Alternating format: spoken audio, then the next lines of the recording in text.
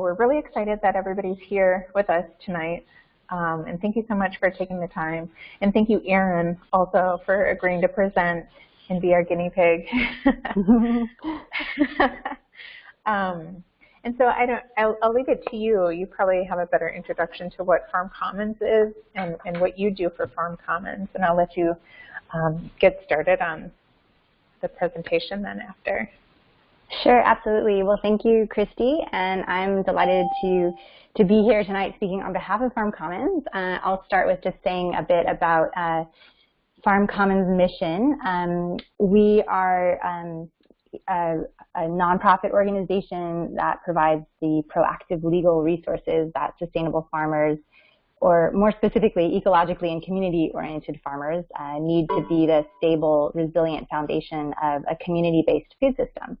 And we really do this by providing practical legal education, which includes print resources, webinars, and various in-person workshops on a variety of legal topics that are relevant to farmers. At the heart of our mission is to really empower farmers with this practical, free legal information so that they can really co-create innovative solutions and build more resilient operations for themselves. Farm Commons was founded by Rachel Armstrong just over 3 years ago, and it was really rooted in her commitment and passion for supporting community-minded farmers. And it's since grown exponentially. We now have 3 on our team. We have attorney Matt Stannard as well as myself. And I've been practicing law for over 12 years now, mostly in environmental and land law. And I've been with Farm Commons for over 2 years now, and I've done a lot of the research, that kind of underground research that we do, as well as prepared some of the print resources and curriculum that is at the root of our education programming. And I'm just really thrilled to be with Farm Commons, where I can merge my passions for the law, farming, ecological biodiversity, and just really a more beautiful world. I really appreciate Farm Commons and mission and Rachel Armstrong and all that she has to offer. So Farm Commons and Savannah Institute, we've worked together mostly on land tenure issues. We've collaborated to develop the guide that's on long-term leases. It's called Inspirations for Creating Long-Term Agricultural Leases for Agroforestry. And we'll talk about that a bit later in this discussion tonight. But we're also really excited for future collaborations on other areas of law that are relevant for agroforestry. And I'd love to get your feedback, ideas, and insights throughout this talk. So if anything comes to mind, even as we're going through this discussion, you can type it in the chat box, or as Christy said, you can also just reserve your questions for the end, and we'll address them during the question and answer session. But also here's where the legal disclaimer comes in, which is a legal talk. We kind of have to bring it in. So all I can really do in this context is provide general legal education. I can't provide specific legal advice or guidance, which is specific direction for your specific circumstances. So again, please ask questions, but remember that what I give as an answer is a general educational feedback, and your situation may be different. And so be sure to get confirmation or seek more details as it applies to you. So I also wanted to introduce another key player on our team, which is our website, farmcommons.org. And here you can download printed materials, guidebooks, checklists, workbooks, flowcharts, sample paperwork, sample agreements, all of these things. You can also watch webinars on all the main subjects that we'll be discussing here tonight. We also have a number of podcasts for you to listen to, and everything is available for free. Our resources are divided into 7 legal topics. We have workers or employment law, as well as business structures, which includes things like LLCs, cooperatives, corporations, and such. We have land matters, which is leases, land financing, as well as food safety issues, sales and contracts, value added and tourism, agritourism, as well as insurance. And we'll be discussing some highlights on each of these topics tonight that are particularly relevant to agroforestry. We'll be focusing our attention mostly on land matters, as well as a little bit on business structures, sales and contracts, and workers. We may touch upon food safety and insurance if we get to it, but we'll just see how it goes. I'll be referring you to some specific resources, and this is basically where you can find them on our website.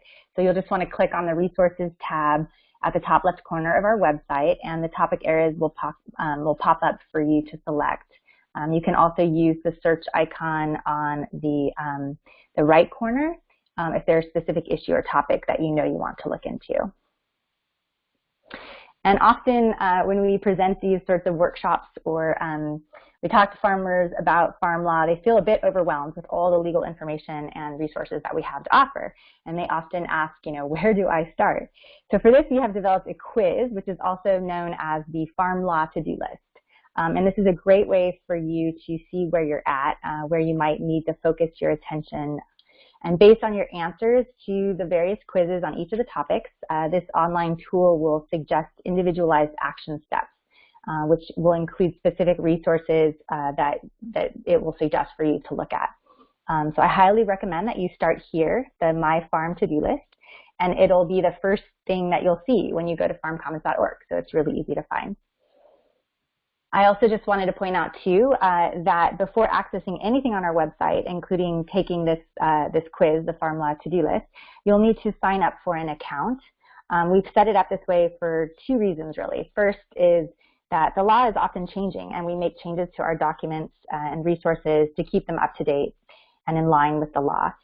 So by registering, we can kind of track who's downloading what, and we can send out you a notification of any changes that are in any of the resources that you downloaded or accessed. Secondly, we also process the metadata of the downloads to report to our funders, and they really appreciate this feedback.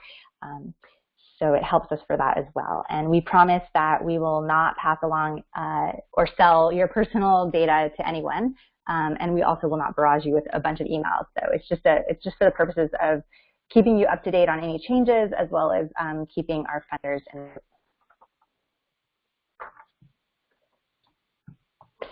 So I just want to say that this talk really tonight, the way I prepared it, is about really planting seeds. So hopefully I'll point you in some direction to seek out resources for guidance on particular areas that might be interesting or relevant to your operation, whether you're already going or whether you're thinking about starting an agroforestry operation. But with our limited time, you're likely going to leave with more questions than answers. And hopefully I can point you in some direction of where these resources are. So I'd like to start off by highlighting an overarching similarity between agroforestry principles and legal theory. And this might come as a surprise, but we'll see where it goes. So I'm no expert in agroforestry, but based on my basic understanding, agroforestry practices, they really support and promote the interrelationship of ecological systems within and between agriculture and forestry. So in this way, agroforestry is a lot about nurturing mutually respectful relationships over the long haul. It's not just the short-term annual crop commodities timeframe. So please forgive me for this oversimplification. It's just to make a point. So what if I told you that the law is really all about the same thing? It's really about nurturing long-term, mutually respectful relationships. And this is, a bit of a twist on how our litigious culture sees a law, which often appears to be more about thwarting or dissolving relationships. But that's really just half the story. The glass is half full story is what we'd like to focus on tonight. So my premise here is that just as agroforestry is all about honoring relationships, so too is the law. And the takeaway point is that the law can actually help you cultivate and nurture the relationships that are integral to your agroforestry ventures. So you may be asking, well, how does the law do this? And primarily it's through written agreements. So written agreements are often a proactive way for you to address your fears, concerns, or worries regarding relationships that are integral to your operations. These relationships may be your business partners, your customers, your workers or employees. It's also, of course, the landowners of land you're leasing, or perhaps the land that you want to purchase. It also includes your relationship with the land itself. How do you want that relationship to go? So many people fear contracts. They see them as binding obligations, which in fact is what they are, and that comes with limitations and parameters. But there's also a lot of freedom and commitment. First of all, by getting things in writing in a written contract or agreement, it usually means that you've thought about and negotiated the big issues. So you've kind of got a game plan or strategy for pursuing your vision together, which can be incredibly advantageous. All you got to do now is really stick to it. You have the freedom not to worry, or perhaps not worry as much, because the details are taken care of. You also have the freedom to forget. Many disputes arise because one or both of the parties involved forget what the other said when things get tough. When you have it in writing, you actually can forget, because the writing is there to remind you of what you agreed to in the moment of clarity and sanity, rather than at a moment of haste or resentment because things have festered or turned bad. So here's the big takeaway for tonight's talk. Is one of the themes is that, get the details of your mutual understandings or agreements, the give and take between your integral relationships in writing. And, especially if it's with your best friend or family member, it could be the kindest, most compassionate thing that you do for each other. So you really give each other the freedom not to worry and to forget, yet you're still accountable to each other to pursue the vision or objectives of what you set out to do. Another theme for tonight's talk is that the law is more on your side than you may think. It's not really just about avoiding lawsuits and figuring out how to comply with laws to prevent enforcement actions. It's not all about preventing the negative. Granted, the law, this dimension of the law is certainly important. Compliance issues and all of that is certainly important. Farmers should have insurance and should know about and comply with laws to reduce their liability risks. But the point here is that the law is not always about being on the defensive. It's just as much or more about creating the positive. And as we've discussed already just a moment ago, the law can be used as a tool to help you navigate your key relationships, to help them endure in a mutually rewarding way, mainly through written agreements. Another thing to keep in mind about the law is that it's not so black and white. It's really full of gray areas. And this is actually quite surprising to me when I went to law school and I realized how many gray areas there are. Perhaps it's sort of a saving grace to us lawyers. It keeps us in business, right? But the gray areas, this aspect of the law, is particularly true when it comes to sustainable farm law, or more precisely here, agroforestry law. So what we call traditional farm law in the United States really consists of laws and regulations that have generally been crafted to meet the needs of commodity farmers. And the law has really yet to catch up with various innovative ways that agroforesters are devising and running their operations. And while that can be frustrating and stressful, given there's so much uncertainty, because there aren't always answers, there's also a dimension of good news in the gray area. It allows for some level of flexibility and creativity. You can, in a way, co-create your own innovative solutions to achieve the outcomes that you desire. And at Farm Commons, we really believe that it's you farmers who are in the best position to co-create these aspects of farm law, that whether it be individually for your own operations or collectively for the interests of the agroforestry community as a whole. So we're here to tell you basically what the law is and what the law says, where there are in fact black and white areas, and also help you identify where the gray areas are, where there's a bit of a wiggle room, where there is room for innovation. And we are also here to offer you guidance and support in that. So together we can co-create some solutions. So now let's get into some of the substantive legal topics that are relevant, particularly relevant to agroforestry. And the first is land matters. And this is the biggest topic that we'll address tonight. Land tenure is key, as you need to really think about the long term to allow your perennial crops and trees to mature. So we're going to briefly cover long-term leases, as well as land contracts and mortgages and loans. Each of these provides a creative option, relatively creative option for you to secure generally long-term access to land. Each has pros and cons, and the right one for you is going to depend on a number of factors, including your long-term goals. Are you completely set out on owning land to pass down to your heirs, or are you okay with the lease? It also may depend on the opportunities that present themselves to you. What does the landowner perhaps that you're negotiating with, what are they wanting to do? So first we'll talk a bit about long-term leases. If you're interested in long-term leases, I highly recommend you check out our guide that we worked on with Savannah Institute. It's the inspirations for creating a long-term agricultural lease for agroforestry. And again, this can be downloaded free from our website. The key knowledge points that I wanted to really point out and emphasize tonight are these. First is to do your due diligence up front before leasing land. And this is actually true if you're planning to buy land too. So the due diligence, of course, includes the main things like looking into the farming aspects, the water sources, soil quality, et cetera, even things such as like which directions are the wind blowing, what's the undulation of the land, all of these aspects that you all know far more about than I. But from a legal perspective, you also want to be sure that you're looking at the zoning code. So the zoning code, zoning ordinances can prohibit certain activities, and if they're not prohibited altogether, they may require permits or variances. So you just want to be sure that all the activities that you're planning on engaging in on the land that you're leasing or, as I said, buying, are permitted by the zoning code before you actually lease or buy the land. So how do you go about this? You could, call the local zoning authority, which it could be in a city, town, county, or other unit of government. Many local entities have their own zoning codes online, so you may be able to find it online.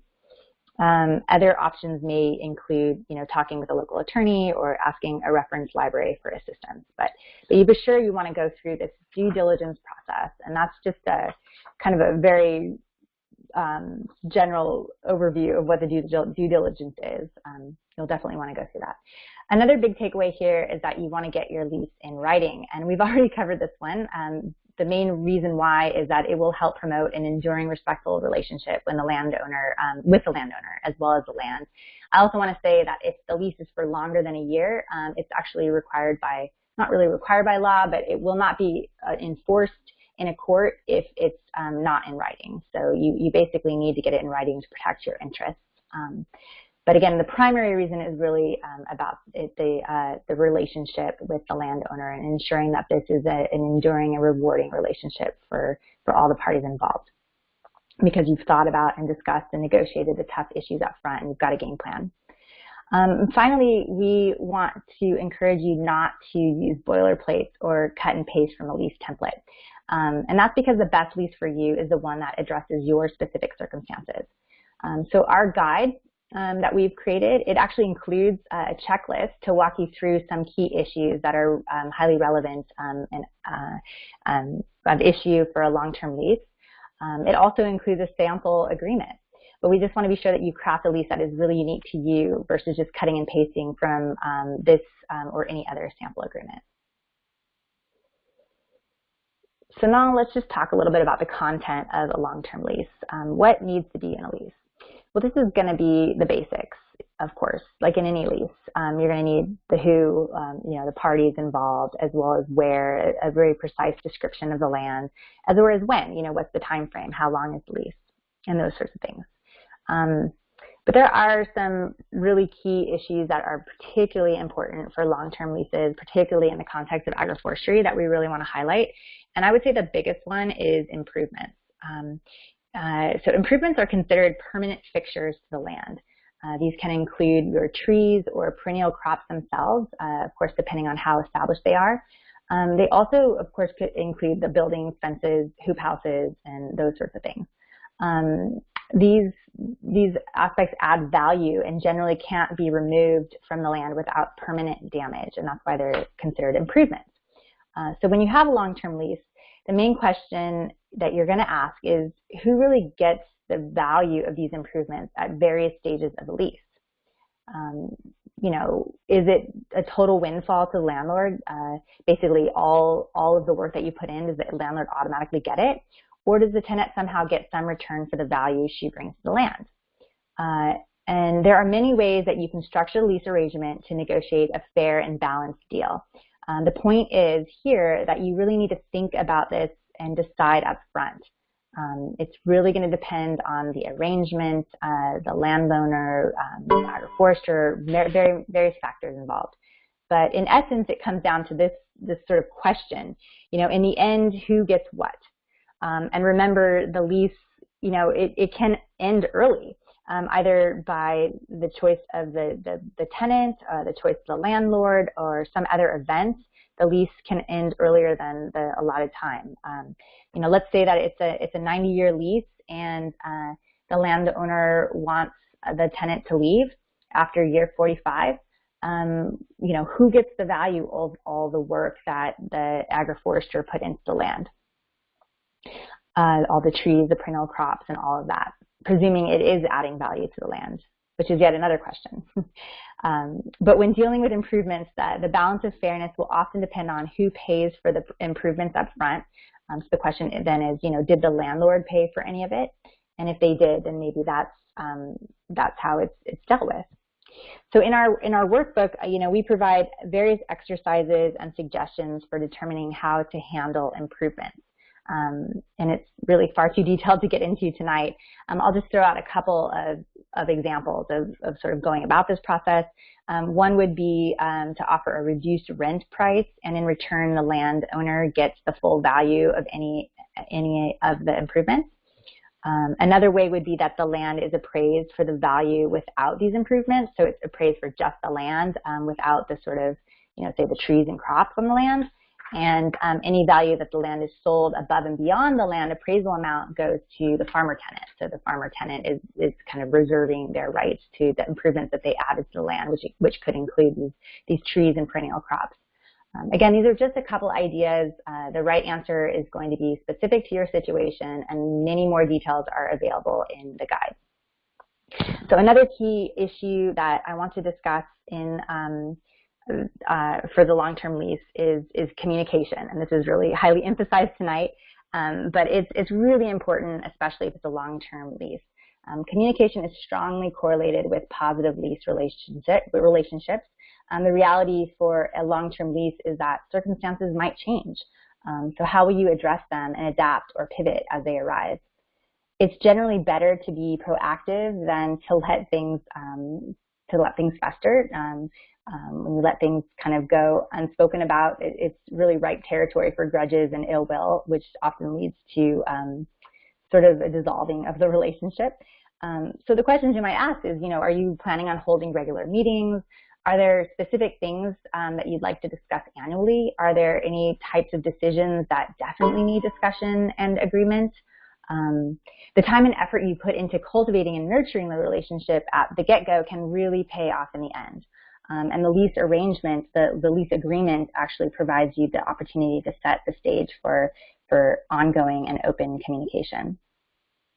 The communication dimension also includes dispute resolution procedures. So, presuming that a dispute were to arise, how do you want to handle that? Do you want to go through mediation first?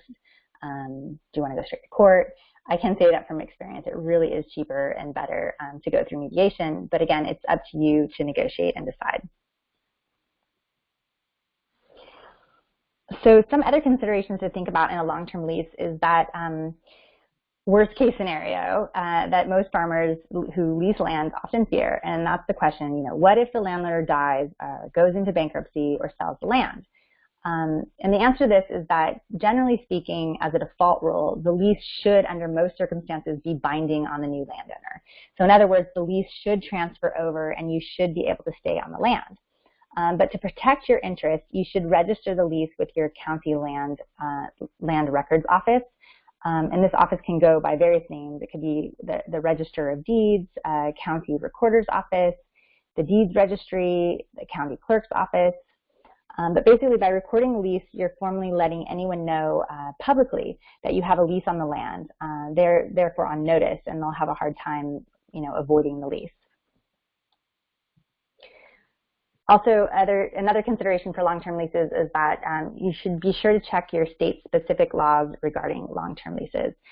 Some states actually have limits on how long a lease can last in their state. For example, Wisconsin state's constitution prohibits farming leases of 15 years or more.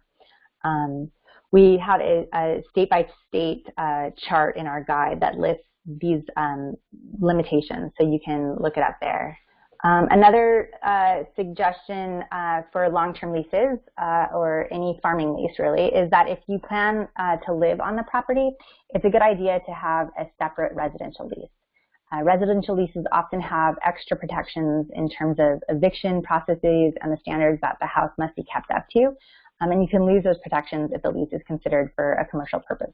So it's best to separate these to protect your rights when it comes to the residential dimension. And if something falls through with a commercial lease, you can still live there or vice versa. So let's move on to land contracts, which is another option for long-term tenure to land.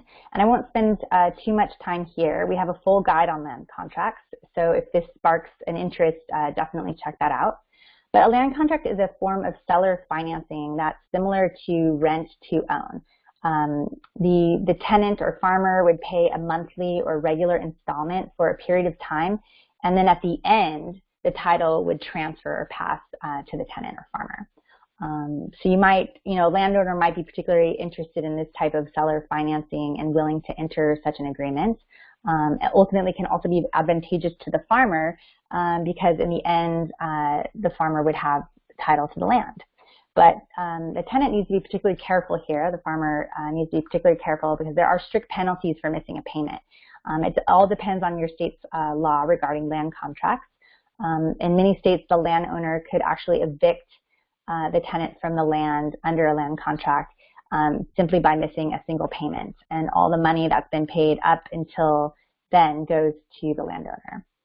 There are some protections, though, and ways of drafting the land contract to be fair to both parties.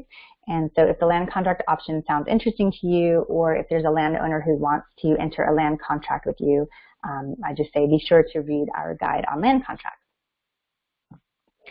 And finally, on land issues, let's just talk a little bit about loans and mortgages for financing land. We all know that a loan is when someone gives you money and they expect to get paid back later with interest.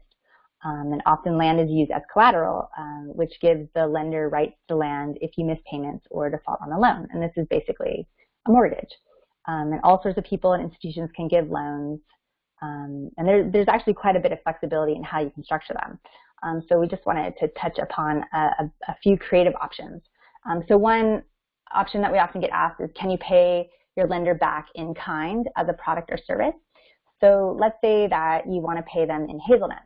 And the answer is yes, you can do this, so long as they agree to it. But what I'd recommend is arriving at a very precise agreement up front. So, how many hazelnuts and how is it valued and when. So for example, April can't just decide that her hazelnuts cost $25 per pound and that 50 pounds of hazelnuts is her loan payment for the next 3 months. That's a lot of hazelnuts. So better would be that hazelnuts at no more than average market value of hazelnuts at the farmer's market and no more than 10 pounds per month, or just very specific parameters for how you're going to structure that. And another question would be about services. For example, can you do landscaping? Again, yes, if they agree to it, but it's again best to set quality and timeliness standards. So don't just say maintain landscaping without saying what that means. Does it mean mowing, pruning trees, planting crops, these sorts of things? So the takeaway is that you can be creative, but be sure that you're thorough. When can it happen? And what are the procedures by which it happens? And another question that we often get asked is, what about payments relative to success of a business? So in other words, if your operation makes a profit, the landowner gets a percentage as their to pay back the loan.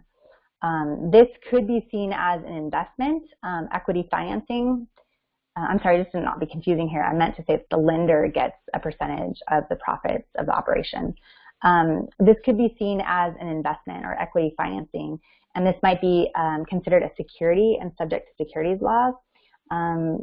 So that's just something that you have to be really aware of and to look into before structuring a loan in a way that is tied to success of the business or profits. Another question we often get is, what about no interest loans? So a loan with no interest looks to the IRS like a tax avoidance scheme, basically because the receipt of interest should be taxable. So in this case, the IRS will likely impute a certain amount to interest to the giver or the lender, and the giver will have to pay tax on it. It might also be subject to the gift tax. So for this reason, it's best to at least include some level of interest on a loan from family or friends.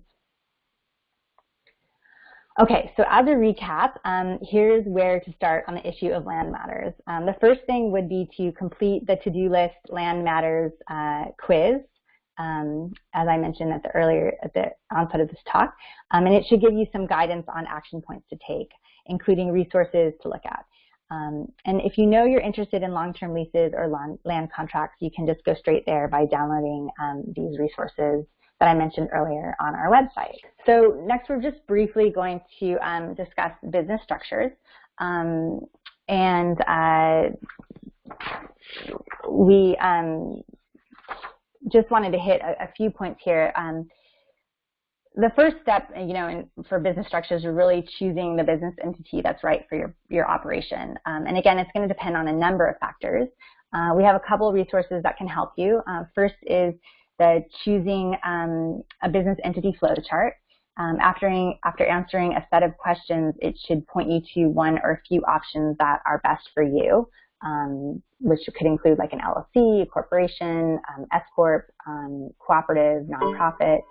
And if you're particularly interested in LLCs, you might want to check out our tip sheet, Why Form an LLC. And I'll just point out too that formal entities such as LLCs, corporations, cooperatives, they're advantageous primarily because they protect individual owners' assets from the business's liabilities, which basically means that if a creditor comes after the business, they generally can't come after your personal assets if you're the owner. And that's one key advantage over having of having a formal business entity versus having just a sole proprietorship or a general partnership, which doesn't provide those protections. There also may be tax advantages in certain circumstances. But with that said, you need to manage your entity wisely and follow good business practices to preserve the integrity and protection that your legal entity provides. And this basically comes down to good record keeping and documentation. And keeping separate bank accounts from your individual account banking to your business's banking is highly important. Be sure that the operation is well capitalized, that you're able to pay on your debts. Basically follow annual filing obligations, which includes paying taxes and those sorts of things. And you'll also want to follow your organizational documents. And again, we'll just highlight a little bit about your organizational documents. These are really your opportunity to foster good relationships with your business partners. They're the agreements between you and your business partners, and they go by many names. For the LLC, it's an operating agreement.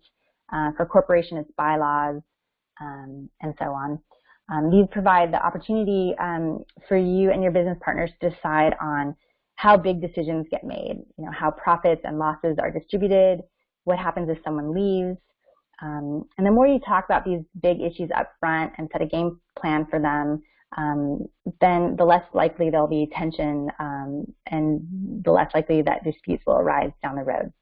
So in this way, these agreements can really help you sustain long-term respectful relationships with your business partners.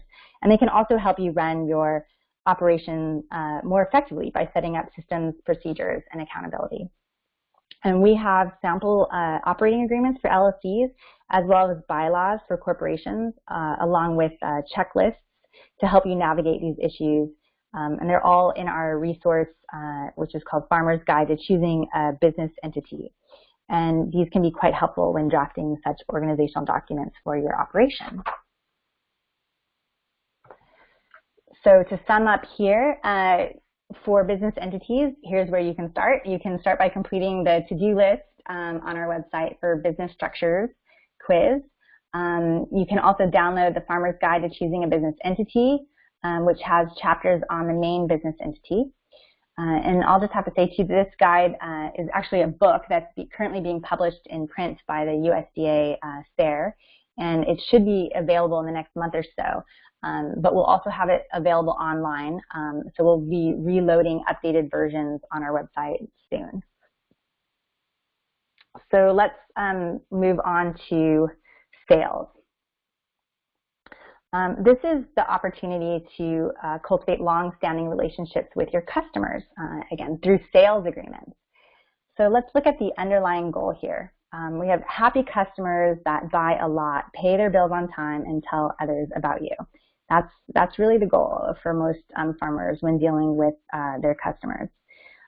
It's happy customers. All too often, though, farmers report that their sales fall through, either an order was sold at a loss or not at all, and this actually makes them really hesitant to sell to that buyer again. And some farmers just report that this is inevitable, it's just sort of the cost of doing business, but it doesn't really have to be that way. I'll also add that grocery retailers and wholesalers often cite communication as an ongoing barrier. So the means to your goal of happy customers is communication. It's really not about, entering a sales agreement, it's not about paperwork. It's really about clarity. Paperwork just happens to be a part of that. It just comes back to communication. And sales contracts are a way to communicate, to develop authentic commitment to your operation. And they can also help you manage your legal obligations. So when thinking about sales agreements, here's a basic procedure for any sales situation. So first, you're going to think through your potential issues, and then you're going to come to a consensus with your buyers. Then you'll draft the terms and incorporate them into your documents, which the easiest way to do that is in your availability sheets and invoices. And then you follow through, and that's basically a sales contract. So it can actually be quite simple. And the simplest form, as I said, is through availability sheets and invoices. And we have a resource called Building Strong Legally Enforceable Sales Agreements with Availability Sheets and Invoices, which provides some sample sales availability sheets and invoices that operate as contracts. And it's really a great resource to help you develop your own system that way. So basically, when an invoice is coupled with a sales availability sheet, it can effectively be a sales agreement. And customers know what to expect because you've communicated the essential terms, such as delivery times, amounts available, policies for change orders, procedures for dissatisfaction with the product, when the payment is due, and all these sorts of things. So when you have all those terms in your invoices and your availability sheets, then your customers know, and that's effectively a contract. I just want to highlight one other option, creative, innovative option that's particularly interesting, I think, for agroforestry ventures, and that is production services agreements. And this is when you sell your services of growing a product, say, currants or hazelnuts, versus the end product itself. So in this case, the buyer shares the risk in the current crop over the course of one or a number of years. So it's not like you just enter the agreement when the crop is available, but you're entering the agreement at the get-go. So they've got some skin in the game there. And this model provides some flexibility, but also some complications. Questions that arise are what happens if the buyer isn't happy with the end product, who's responsible if there's a crop failure, and things like this. And again, it's really ideal to negotiate and decide on how these issues get played out up front. And we, again, have a guide that provides a sample agreement and checklist to help you navigate these issues. It's called Building Strong Legally Enforceable Sales Agreements for Production Services. So if that's something that you're interested in, be a great resource to check out. So again, for sales, a good place to start would be to complete the to-do list for the sales and contracts quiz on our website. But if you know that you want to go the availability sheets and invoices route, then you could download that particular guide. If you're interested in finding out more about production services, be sure to check out that guide too. We also have many other resources available under the Sales and Resources tab on our website. So let's move on to workers. This is the final topic that we'll cover tonight, and then we'll get on to questions. So the question here is, how do you cultivate strong relationships with your workers and have good employee retention? That's what a lot of farmers ask. Of course, you'll want to pay them well and treat them well. Following employment laws is also another good idea, including paying at least minimum wage and providing workers' compensation where required. That'll also protect your operation from various liability risks and enforcement actions. But let's, put employment law compliance aside for the moment. Here's another place where we can use agreements. But here I just want to say that it may be better to be a bit looser. So depending on your situation, you may want to steer clear of a full-blown employment contract. They can often present legal challenges if you need to let someone go or other scenarios take place. And the at-will employment relationship is often seen more favorable for both parties. But this is something that you may want to seek further legal advice on. If you decide not to have an employment agreement, it's still really advisable for you to set clear expectations about your relationship with your workers. And you can do this through job descriptions and employee handbooks. So that way everyone's really on the same page from the get-go. The workers know and respect your policies and expectations that are set out in the job description as well as the employee handbooks. And that just makes, again, the communication up front, and it really prevents disputes from happening. Another thing to consider is offering your employees some sort of ownership interest in the operation that perhaps vests over time. And this can be done through employment stock option policies or ESOPs. It can also be through the structure of your business entity itself. By definition, for example, the cooperative structure is employee-owned. So you could form a cooperative and have your employees have various interests that way. There are a number of innovative ways to do it, and I have to say this is something that Farm Commons has only begun to delve into. We're very interested in looking into it more, exploring more, and we'd be interested in hearing your questions and level of interest as well. So we don't have a guide on that yet, but we hope to soon.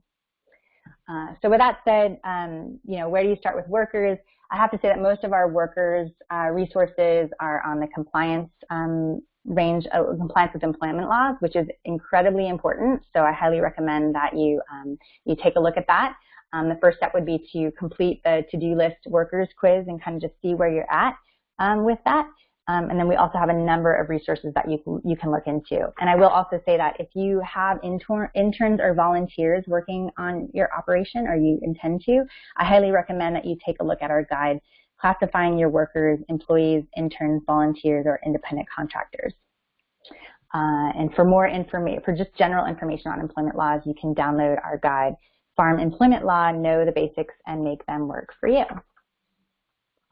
So I think with that, given the time, I had a few things to say on insurance, food safety, and events and value added, but I think I'm going to just go ahead and stop there and open it up to questions and see what people have to say and any feedback. Hello, sorry. Can you hear me now? Yep. Yes. Okay. Yeah, that was great. Thank you, Erin.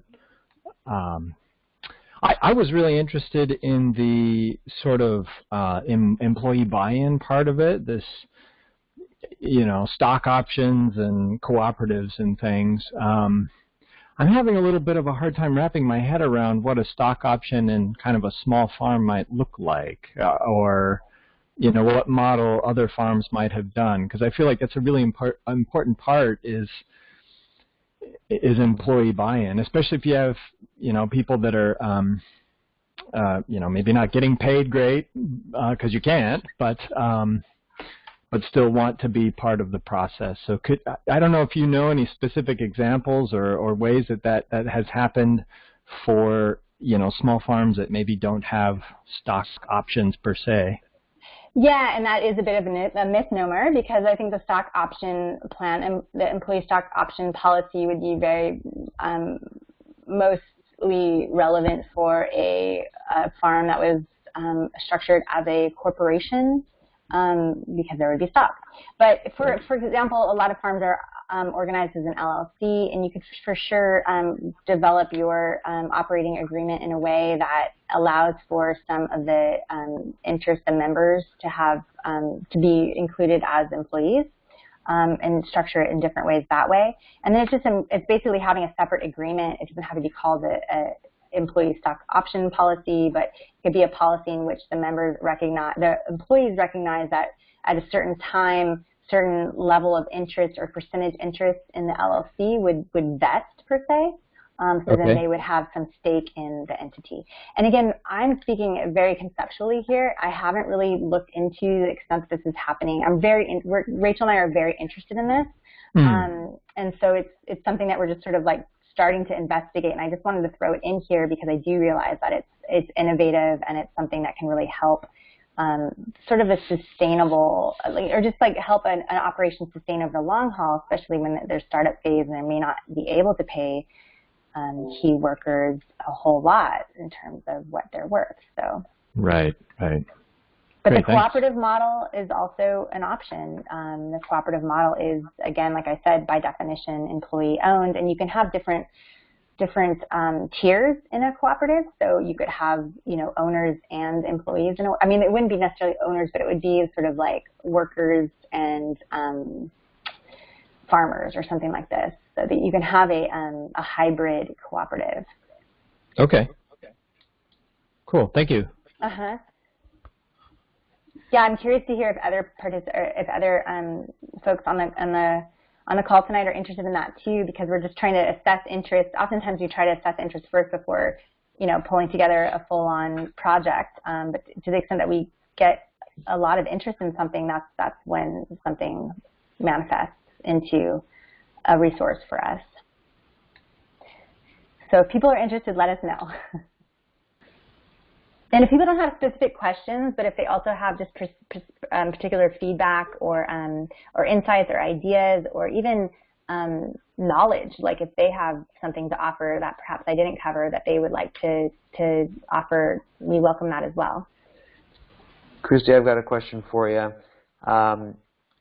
It was unfortunate that I learned that you mentioned that Wisconsin has a 15-year cap on a lease, an agricultural lease. Yeah. I imagine other states have other restrictions like that. So Wisconsin is the strictest, but oh, wow. There are other restrictions, and it's in the Constitution, which is really interesting. Yeah, that sounds really difficult to change. Mm-hmm. So I feel like with law, there's always a way to get around something. So with that law, what would be one approach to getting around that in a sense? Yeah, and I don't want to say here in terms of, again, like legal advice, because I'm going to just put ideas out there. It would be something that I would have to look into, but I think that with a long-term lease, with having, you would just have it be with a renewal clause in there, which wouldn't be an automatic renewal clause, but you could kind of write it in a way that it's somewhat automatic, so long as the parties review it, and then you basically enter into another 15-year lease once the original 15-year lease has elapsed. But there's still a lot of risk in there because things can change, the land can change hands, and you're not really protected if that's the case. Got it, thanks. And I can't, off the top of my head, I can't really think of, that would be something that we need to explore further in terms of getting around that one. I mean, then there's always that risk, depending on how risk adverse you are. I don't know to the extent that anyone's going out enforcing these things, but I just have to throw that out there. I'm not telling anyone not to comply with the law, but I do know that there are people who are entering longer than 15-year leases in Wisconsin.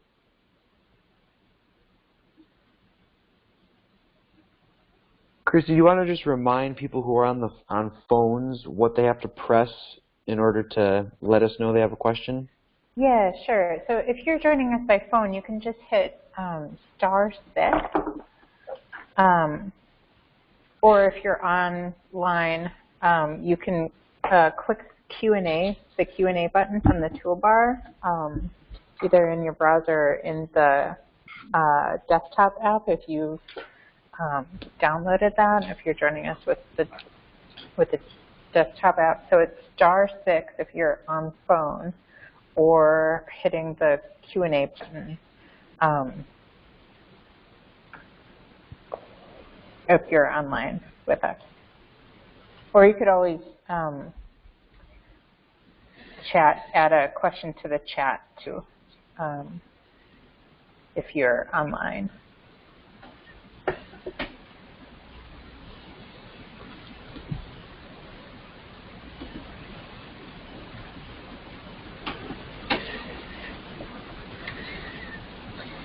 So we have a question from Kate McFarland. She says she's asking, let me see, maybe I can. unmute Kate.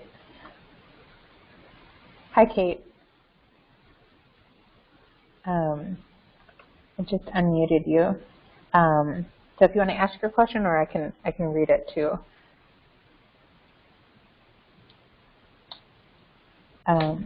So Kate is asking, have you heard of resources for small cooperatives that point people towards, or you hear are particularly helpful? Or do you know of any examples of small-scale cooperative arrangements that have worked well? Hi, Kate. Yeah, I actually do have a resource that I think is wonderful. It's a Greenhorns guidebook, and it's called Cooperative Farming. And you can find it on the Greenhorns website, greenhorns.org. And I think if you just Googled Greenhorns Cooperative Farming, you would get right to that guide. And Farm Commons right now, I will say too that we're working with the University of Wisconsin Center for Cooperatives on producing, well, we just did actually produce a guide on hiring workers across farms, coordinating workers that way. So hiring workers through a cooperative, whether it be worker-owned or farmer-owned. And that's another interesting thing that could be like a solution. So it's not necessarily the operation itself is a cooperative, but there's dimensions of the operation that is organized cooperatively amongst other farms. And we're also looking into potentially expanding that research into perhaps like buying equipment cooperatively across farms, or even buying land cooperatively across farms. And so there's many innovative ways that you can use this sort of cooperative coordinating structure as well. I have a question for you, Erin. When you guys are working with all these different farmers, in general, do you see any trends in terms of, are farmers working mostly, especially as they're getting into more of the complicated legal issues, are they working mostly on their own? Are they working as kind of partnerships of farmers? Are they groups of farmers that are going into business together? Are they working with investors and kind of giving up equity, or are they keeping it all themselves? Do you see any trends with that? You know, that's a really good question, Kevin, and I haven't noticed them. That would be a really great question for Rachel. But from my understanding, basically, the farmers that I've been working with have really, they're mainly smaller with family farms, and not many have really even opened it up to outside investors. But I think that's a trend that may be happening that I'm just not on the pulse of yet. Maybe Rachel is, because it does seem as though within this sort of more progressive, I mean, I don't know the terminology that you want to add to it, sustainable, progressive, community-based, you know, ecologically based farming community, I think that it is kind of growing, and that with that there needs to be some startup capital and investments happening, and more partnerships to kind of support these startup phases of these operations. And I think that's a whole nother. Oh, sorry. Go ahead. No, and I was just going to say, and that's a whole nother area in terms of investigating and exploring options with respect to structures. And I would say that if you are looking for outside investors, that the LLC model or even a corporation model is probably going to be your best option versus a cooperative. Yeah, and that is something that may be more common in the agroforestry realm, just because of the significant upfront costs that are required to get agroforestry started. Whereas, you know, a lot of the smaller, maybe vegetable farmers, they don't have the big upfront investment, so it's not as necessary to think about, taking on investors. So absolutely, it may be something that agroforestry has to kind of pioneer simultaneously. I think that's a really good point, because there is such a barrier to entry with the startup costs, and so they've got to figure that out. And there's got to be not only the long-term land tenure issue, but the upfront investment, or not seeing the return on your investment for a number of years, perhaps. So it does require some chunk of money or something up front. So Erin, one thing that kind of struck me was thinking about volunteers and interns on farms, and I'm just curious what would be perhaps the best way or a good way of working with, or kind of legally framing that relationship. Yeah, and that's really challenging. I think that, the default rule, as employment law says, is that all workers are employees unless they fall within the specific designated criteria of an intern or a volunteer. And to be really simple, there isn't really such a thing as a volunteer for a for-profit farm. You can have a volunteer for a nonprofit, but to have an unpaid volunteer on a for-profit farm, it conflicts with the definition of a volunteer. And with respect to interns, there are some very specific criteria that Department of Labor, the U.S. Department of Labor, has set out with volunteers that basically makes you have to really emphasize the education component of the internship program. And to be on the safest side and most legally sound, you would tie your internship program to some sort of an academic institution, such as a university, where the intern was getting credit, academic credit or some sort of credit for the work that they were engaging in. To be absolutely, absolutely safe, you would just follow employment laws for your intern. So you could basically call them an intern, you call them an apprentice, but you would still be complying with minimum wage, workers' compensation, employment tax laws, and all of that sort of thing, which I know is a lot to stomach for a lot of small farms, and it can be really challenging. And again, I'm just sort of reciting what the law says on that. So, right, that's helpful. Thank you. Mm-hmm. Yeah. Erin, I was curious on that. I know that some folks have talked about instead of interns per se, they set up an agreement with their workers such that they are I don't know, it's not an independent contractor, but they are essentially farming the land, and they file their farm taxes, and they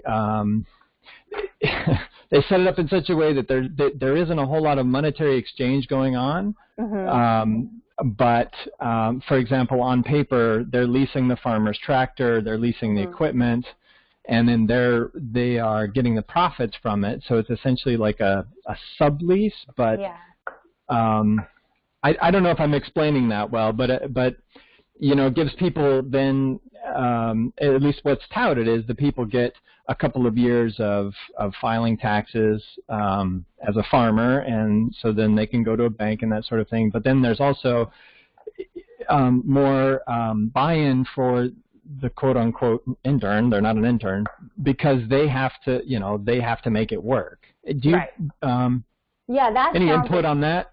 I would say that sounds like a farm incubator type of situation. And those things, if they are very, like you're saying, that they're leasing the equipment, they're leasing the land, they're, filing their own taxes, they're kind of operating as their own individual operation.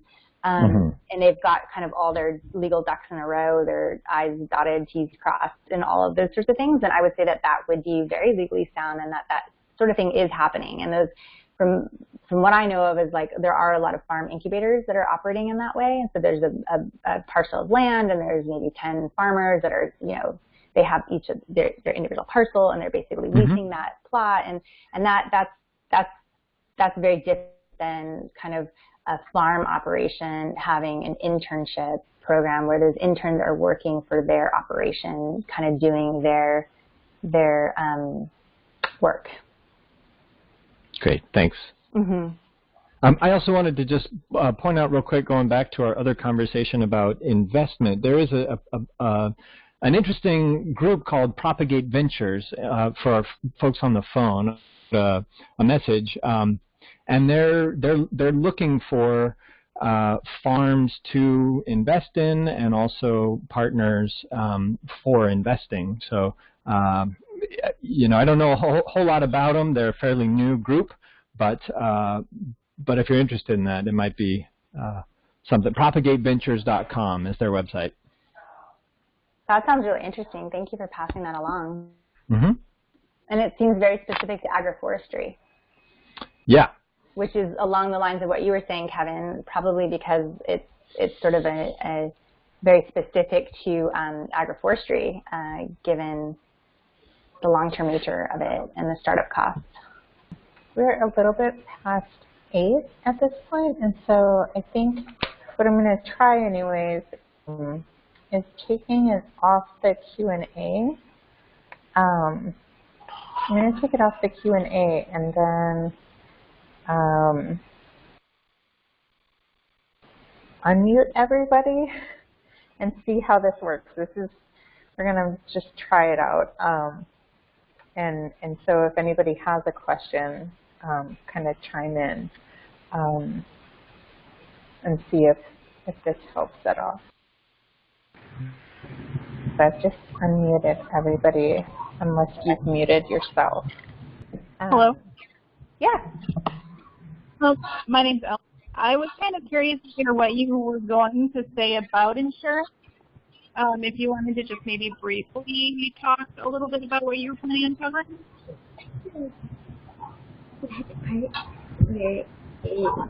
Sure, I can do that. Basically, I was just going to tell you that insurance is really, it's actually its own section on our website, but it's really vitally important for every aspect of your farm operation. And so we basically tell people that insurance is part of every risk management plan for your operation.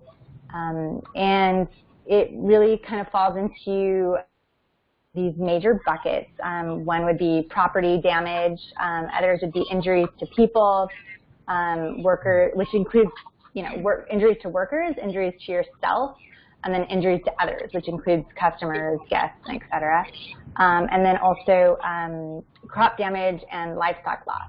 And for this, I just kind of threw this in here. I'm not really sure, but there's the whole farm revenue policy. It's this new insurance program that's offered through the USDA, and it's for diversified farms. You must grow 2 or more crops, 3 or more, and you're eligible for 85% coverage. You have to have 5 or more years of experience, so it's going to be for more established farms. And it's now available in all states. So it may be a crop damage, livestock loss insurance option for agroforestries, or at least it's something to keep your eye on. But the basics of what I was going to say is that the right insurance package or policy for your operation is going to depend on a whole lot of factors. Policies really vary by region and by providers, so it's really best to shop around. Our resources are designed to help you identify your risks and your priorities, and then also to articulate the right questions to ask your agent so that you can get the right policy that best matches your risks as well as your risk adversity level. And so for insurance, the key resource that I would encourage you to look at on our website, which can really help with you, it's like a 3-page tip sheet. It's called Insurance Tip Sheet. What insurance to purchase for my sustainable farm. That's the one. Where to go? And how much do I need? And so I would recommend taking a look at that tip sheet, and hopefully it'll kind of walk you through some of the questions that you need to answer to kind of figure out what insurance package is best for you. Great, thanks.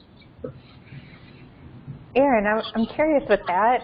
You said that people have to grow 2 or more crops, or 3 or more to get 85%. And is there any limits to what kind of crops that covers, or is that like if I'm growing corn and soybeans, does that count like in wheat or something? Does that count for this insurance that you mentioned? Yeah, I don't know for sure. I know this was devised specifically for diversified farms, so I'm not sure if the main commodity crops are included in that, because that would seem counter to the program, but yeah, right. it could be. I wouldn't be surprised, but I don't know. So I don't know that detail. Okay. Yeah. And, I mean, I would check out the RMA website that I have listed on the bottom of the slide here, because they have some real good fact sheets on it, and so it might be really easy to answer some of your questions. Oh, okay. All right. Thank you.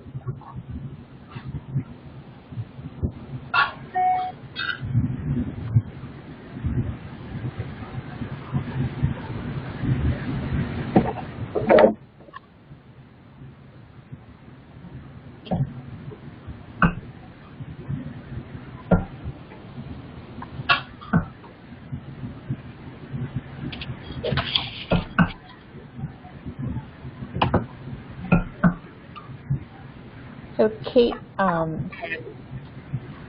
chatted with us. She says the National Agroforestry Center has someone write a brief article on the WFRP for agroforestry in this issue in the newsletter, and she has a link, so anybody who's online can access it through the chat function. There's a link right in there that she included. And folks that are joining us by I'll send links out afterward.